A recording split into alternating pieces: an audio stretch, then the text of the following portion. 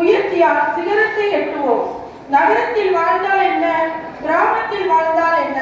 கிராமத்தில் வாழ்ந்தாலும் குயிலின் குரலால் இந்த உலகையே எட்டும் எங்களின் சாதனையை எங்கள் பள்ளி மாணவி பாடி காட்டுவார்.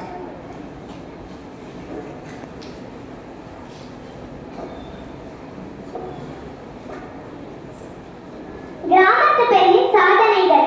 எத்தனையோ கோவில் உண்டு, எத்தனையோ சாமி உண்டு, ஏன் ஆமி நீ இருக்க கோவில் தேடி போனதில்லை, கையெடுத்து கும்பிட்டு நான் உன்கிட்டயே வேண்டிக்கிறேன்,